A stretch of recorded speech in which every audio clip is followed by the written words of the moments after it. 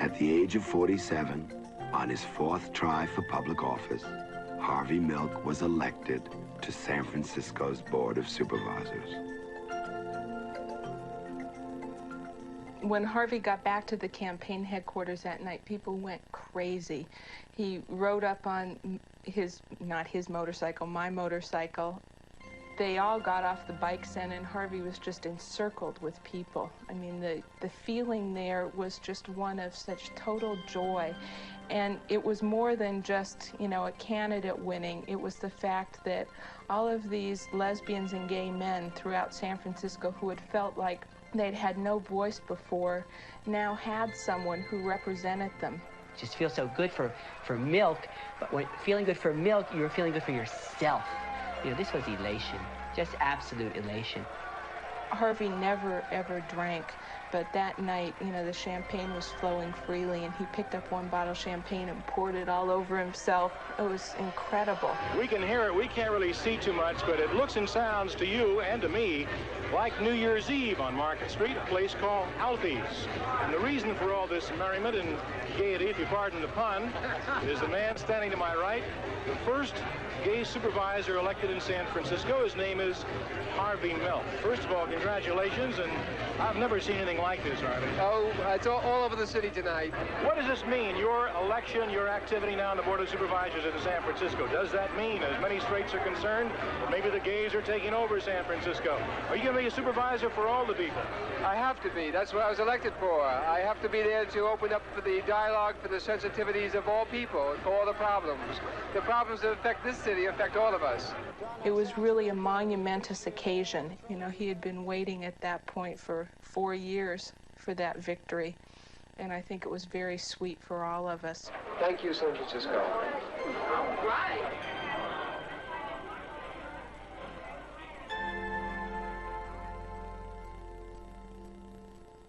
I first met Harvey Milk when I was sent to do a story on this guy out in the Castro who had a camera store who was running for supervisor, and he was getting a lot of attention, so I had to go out there and do an interview with him. And I thought, oh, brother, a guy owns a camera store. You know, what could he know about politics or anything? And I know he was going to be a dud.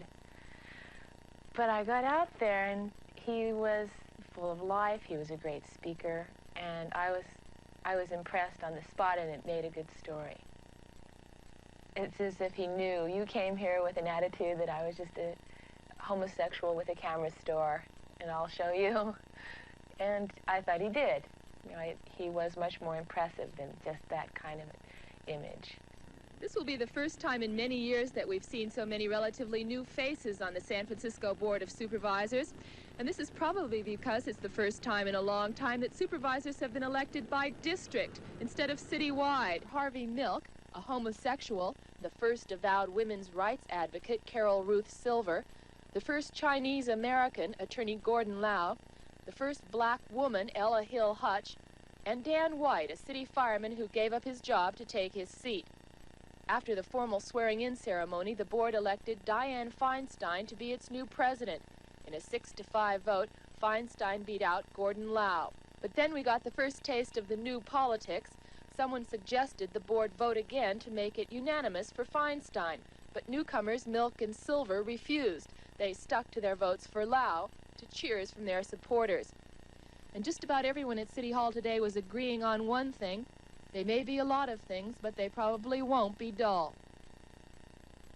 It was interesting to see that Harvey did not vote for Dianne Feinstein to be president.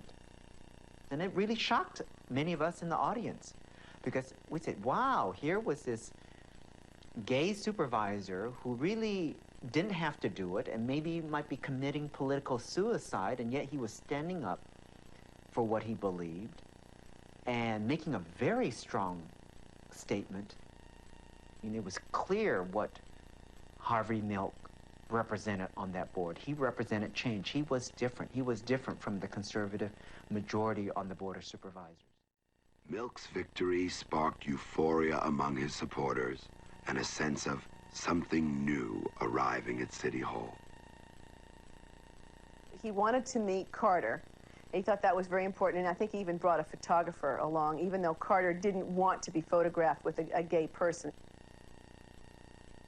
And Ruth Carter Stapleton was, you know, the evangelical sister, was carrying on a mission on gays.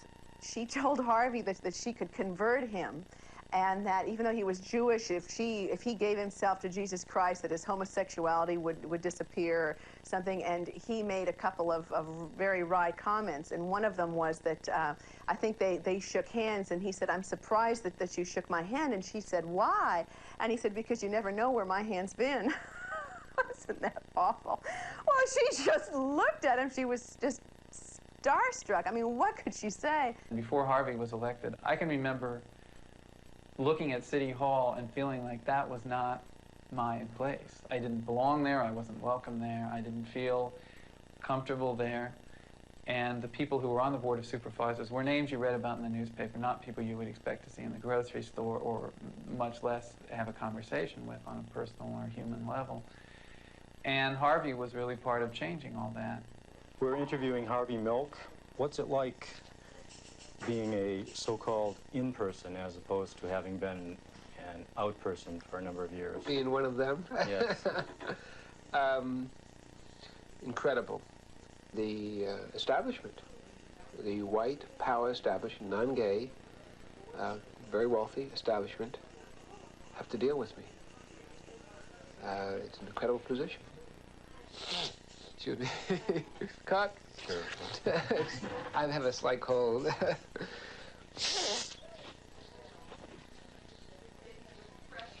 Take two. Want to repeat that, please? Okay, sure. Go. In San Francisco, as in any place else, you have the blacks and browns fighting, and you have the Filipinos not talking to the Asians, and they all hate the gays, and so forth. And that has existed. And we've over the years have fought for the crumb. But I think because of the election of district elections and this particular board and myself, we've overcoming a lot of those problems. There's tremendous harmony developing. It's not perfect by any means. At the citywide level, I think it's vital that the minorities, the traditional ethnic minorities, and the gays, and the feminists link together. Possibly the rank and file union, not the union leaders, the rank and file, link together to form a very solid, strong coalition so that we can influence the total direction of the city. As supervisor, Harvey Milk had the political skills to advance the issues that neighborhood people cared about. Rent control, limiting high-rise development, public transportation, and the rights of senior citizens. The biggest crime in this city is the fact that there's some government elected officials who don't care about senior citizens. And I got news for them. They're going to grow old and be a senior citizen themselves or drop dead. Maybe I like Harvey because almost everything, anytime he'd make a speech about anything, I agreed with him. So then I thought he was a great man because I agreed with what he talked about. But you could hear where he was coming from. He was coming from people, positions, if it had to do with parks, or it had to do with schools, or it had to do with police protection, anything that affected little people. He wasn't only for gay rights. He was for gay rights because that is a minority. But there's other minorities. There's handicapped people, there's senior citizens, and so there's more and more you start listening to him and getting involved with him, because gee, this is the kind of guy that is going to talk about you. The issue closest to Harvey Milk's heart was a gay rights bill for San Francisco. What the gay rights ordinance in San Francisco, the main focus is to prevent the people who are already employed, who are gay, who, if they want to come out and break down the stereotypes, prevents them from being fired. For example, you will see in this Gay Day parade a group of at least 30 gay doctors. That is the tip of the iceberg. In the Bay Area, there are hundreds and hundreds of gay doctors, most of whom are closeted because of fear of loss of jobs. In San Francisco, they can, quote, come out and not have to worry about their jobs. And that's the main focus of our ordinance. Supervisor White says people are getting angry, and he believes that anger could lead to a backlash that will wipe out all of the gains the gays have made thus far. You can have someone that's a transvestite, a man that, for his sexual kicks or orientation, whatever you want to call it, loves to dress up as a woman. If he is a qualified teacher, he can go into any school or he can go into any business, and they can't refuse him. 10 supervisors voted for the gay rights bill. Dan White cast the only dissenting vote. Mayor Moscone enthusiastically signed the bill into law. We got lots of hate mail. And it started out that the hate mail really upset me. Again, I just was not prepared for that at all. I mean, people saying awful, awful things. Just nasty, disgusting things. And it was Gay Freedom Day. And I was driving the car in the parade, and Harvey was in it. I was terrified. I was afraid someone was going to take a shot at him. And Harvey said it could happen any day, at any place, at any time. And I'm just not going to worry about it.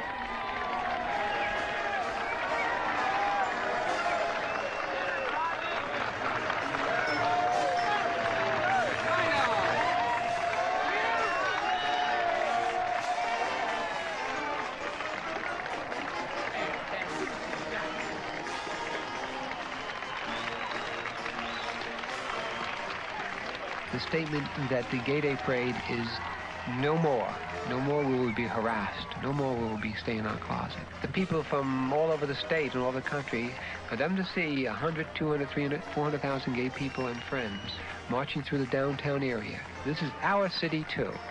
They will go back to Des Moines, Iowa, to Richmond, Minnesota, to Santa Cruz. They will go back and say, my God, 300,000 gay people and their friends marching. You know, I almost think I saw my son there.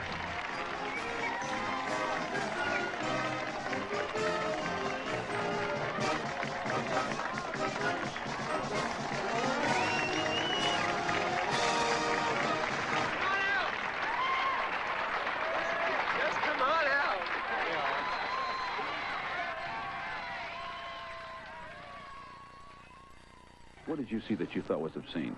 Well, I see naked men walking around, naked women walking around, which doesn't bother me as far as my personal standards of nudity or what, but it's not proper. Many people do not approve of outward displays of sexuality, be it heterosexuality or homosexuality. And this is a point I stand firm on, and I think the gay community themselves would find hard to refute the statements I'm making now. And this is a problem. We wouldn't allow it for any other parade in San Francisco, and it should not be allowed for the gay parade. They want to bring their sin out of the closet and parade it on the street and be called respectable, decent, natural people. It's not decent. It's not respectable, and it's not natural. And by the way, God doesn't make people that way. Don't blame God for that. Who wants the children? And I'll tell you who wants your children. The homosexual crowd wants them. In 1977 and 78, gay rights measures were being repealed across the United States. In California, lawmaker John Briggs took a further step. Every homosexual, every lesbian. Briggs mounted a campaign for Proposition 6, a statewide measure to deny homosexuals their jobs in public schools. Now, what Proposition 6 is really all about is the right of parents to determine who will be teaching their children. We don't allow people who believe in practicing bestiality to teach our children. We don't let prostitutes teach our children. And the reason we don't is because it's illegal to be a prostitute. But it's not illegal to be a homosexual in California. Proposition 6 brought the issue of homosexuality into the homes of millions of Californians, and it thrust Harvey Milk into a statewide spotlight. There are already laws on the books to protect our children. Everybody from superintendent of schools, Wilson Riles, to Jerry Brown, to newspaper editors across the state, agree that indeed we have the laws to protect our children. I was born of heterosexual parents. I was taught by heterosexual teachers in a fiercely heterosexual society with television ads and newspaper ads, fiercely heterosexual. a society that puts down homosexuality. And why am I homosexual if I'm affected by role models? I should have been a heterosexual, and no offense meant. But if teachers are going to affect you as role models, there'd be a lot of nuns running around the streets today. Harvey knew that he had to have, or that the gay community had to have, some kind of a repository for money so that groups that were fighting the Briggs Initiative would have the, could get funds in order to do the things that they had to do. And I ended up being his co-chair of the United Fund to fight the Briggs Initiative. And that began our association, which over those months, when Proposition 6 came into being, became a real close association. And I got to know him on a level that I had never anticipated. Well, nobody took Harvey Milk very seriously when he first ran for the San Francisco Board of Supervisors in 1973. But last year, Milk won election to the Board of Supervisors, where he's the first openly gay city official in the United States. And representing the Bay Area Committee against the Briggs Initiative is Sally Gearhart. Gearhart is a lesbian, a former high school teacher, and now a speech professor at San Francisco State University. I remember that just before that debate, we had had a lot of talk, Harvey and I, about how we would dress. And we had agreed that the image that we wanted to project was sort of Mama and Papa USA, as neat and conservative as we possibly could. So a half hour before we start to leave for the television station, Harvey calls me and says, "I've lost my earrings, dear. Whatever shall I do?" Right? And I freak out, thinking, oh, my soul. You yourself say that the heterosexual is the child molester. And if in your statements here, in all these newspapers and tonight, that child molestation is not an issue, if it is not an issue, why do you put out literature that hammers it home? Why do you play on that myth and fear? Same thing with VD, Harvey. We put out publications about VD so you can avoid it. This is campaign literature. Yes, we're trying to keep people from falling into that trap. We're trying to prevent it by pointing it out. And by the way, I don't make the statement that 95% of all the heterosexuals commit. What percent is it? I don't know. You tell me. The state says 90 to 95%. Well, I've never seen that in writing. I don't make those statements. You do, but we're not. You even says here. We are not talking about child molestation. The fact is, at least 95% of the people are heterosexual. If we took heterosexuals out and homosexuals out, you know what? We'd have no teaching. We'd have no teaching. No child molestation. So you're saying that the percentage of population is equal to the percentage of child molestation? No. There's no difference. No, I'm not saying that at all. Well, that's what you just said. No, I'm saying that we cannot prevent child molestation, so let's cut our odds down and take out the homosexual group and keep in the heterosexual group. Why take out the homosexual group if it is more than, overwhelmingly it is true that it's the heterosexual men, I might add, who are the child molesters. I believe that's a myth. I've never seen those senators, figures. the FBI, the National Council on Family Relations, the Santa Clara County Child Sexual Abuse Treatment Center, and on and on and on. Sometimes I think what we were faced with in Proposition 6 was not so much a conflict of values as two sets of fears. The incredible fears that the gay community had, all of us, that here we were being stomped on by what was turning out to be the moral majority. I mean, our very lives were being, threatened. The ways that we live, what our lifestyle is, and our reaction was extreme, and it should have been extreme. But then when you get into the other person's shoes, you figure that there was a lot of fear on the part of the fundamentalists as well. I mean, when you've lived your entire life believing in a certain social structure, believing in certain sex roles, believing in the ways that men and women should relate to each other, believing in the family, believing in what you believe God says should be the way human beings should relate within the family structure. And all of a sudden, there are these perverts out here saying that there are ways to live that are different from that and that furthermore it's great and beautiful and true and good. Then you're threatened. And the very fabric of what this nation is supposed to be made up of, in the eyes of the fundamentalists, was actually being attacked, or is actually being attacked by gay people. You know about Prop 6? In August, 4 months before the election, opinion polls predicted that the majority of California citizens would vote for John Briggs' Proposition 6 and against the rights of gay teachers. We had lost repeatedly. Every time the gay rights had been up for a vote, we had lost around the country, usually by huge margins. Almost everyone thought we were going to lose, and lose badly. I don't remember anyone being optimistic. We were so pessimistic or at least I was and a lot of other people were, that we thought we might even lose San Francisco. Bulk of Briggs' support lies in Southern California, so his appearance here was more symbolic than functional. He called San Francisco the moral garbage dump of the nation. If they're going to lead such an open life of homosexuality that they want, a 21-gun salute every time somebody goes by them, those people are going to be in danger of being removed from their job. People are very emotional. They don't want to listen. Look what happened in Germany. Now, Anita Bryant already says that Jews and Muslims are going to hell. You know she's got a shopping list. John Briggs said this morning that Dade County, Oklahoma, and St. Paul, Minnesota were only preliminary battles. He called his California campaign against homosexual teachers the main event. At San Francisco City Hall, Linda Shack, Channel 5 Eyewitness News. This was such a personal issue for me. This is something I did every day. And of course, the gay teacher issue is very volatile. To sit down with somebody who's a parent and maybe not particularly vitriolic against people, but to really say, look, this is a myth, you know, like I've been teacher again for a long time, I'm not interested in getting in his pants. You know, that's, people didn't want to hear it. You know, I mean, how do you win people over to your side on something that's, you know, so ingrained and so emotional? I mean, they're children. So even though he was a buffoon, and even though he was ludicrous, he was also, at least the people who advised him, you know, were brilliant because they picked on this particular issue. Children.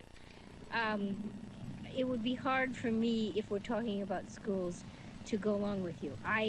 Any other adult thing that you do, the decorator, the hairdresser, whom I love, whom I have, I'd take him on every vacation if I had. I don't care what he does. You went to people's houses and you talked to them, and a lot of times, and you didn't have to have a lot of money to do some of the things, or you went to shopping centers, because a lot of it was face-to-face. So this is a very brave thing. How are you? We're volunteers working against Proposition 6, the Briggs Initiative. Do you know about the Briggs Initiative? What is number 6? 6. Smoking? No, that's number 5. Number 6 would force local school districts to fire any teacher that was gay or who believed that gay people have rights like other people. And we're concerned that that would be a real attack on human rights for everybody. How do you feel about the initiative, on what you do? Well, we don't have any definite opinion on it. No comment. Could I leave some literature with you so you can sure, learn a little bit more about it? Are you registered voters? Yes, I have registered already. Whoops, okay, great. Sorry. I believe this is a kind of personal matter. It sure is, but yeah, it's something that we feel real strongly about. You know, a lot of my friends are gay teachers, and they'll lose their jobs over this. So I really wish you'd, that is bad. Give some thought to it, because a lot of people will really be affected very badly by it. It's also something where once you set up one kind of thing to discriminate against one group of people, lots of times it makes it easier to discriminate against other groups of people next time around. Right. Okay. Well, give it some thought. Okay. After that, I agree with you. If by their silence and their doing nothing, Briggs should win, I think a lot of people are going to realize they have to make an ultimate decision. The decision is to go back in their closet real good, slam the door tight, which some will do, or burst down those closet doors once and for all and stand up and start to fight. Because if we learn from history that the struggle goes on, eventually we will win. And all the president has to do is, or the governor, is to turn the pages of history a little faster. Join me in this message. Jimmy Carter, listen to us. You want to lead? You want to be the world's leader in human rights? Well, damn it, lead! There are 15 million lesbians and gay men waiting to hear your voice. The grassroots No on 6 campaign was proving effective. 1 month before the election, the polls predicted a close vote. Many people had come to believe the Briggs Initiative would violate constitutional rights. A surprising array of political figures, including former Governor Ronald Reagan and Supervisor Dan White, went on record against the proposition. President Carter spent less than an hour at this downtown Sacramento rally. As the president left the podium, Jerry Brown whispered to him briefly, and he came back for one more word of advice for voters. And Ford and Reagan have already come out against it, so I think it's perfectly safe. I also want to ask everybody to vote against Proposition 6.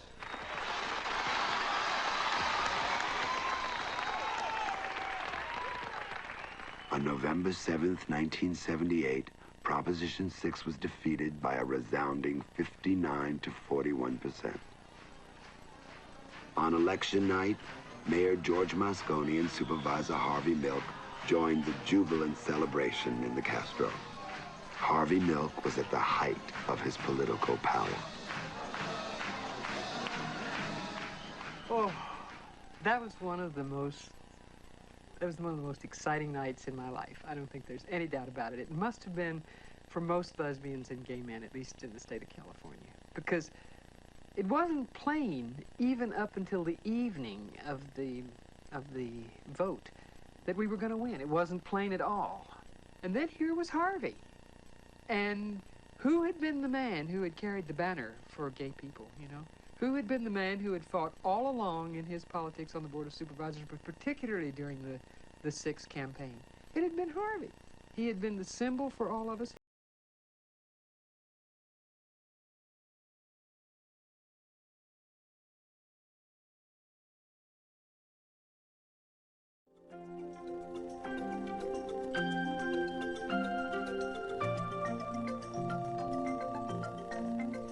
At the age of 47, on his 4th try for public office, Harvey Milk was elected to San Francisco's Board of Supervisors. When Harvey got back to the campaign headquarters that night, people went crazy. He rode up on not his motorcycle, my motorcycle. They all got off the bikes and Harvey was just encircled with people. I mean, the feeling there was just one of such total joy.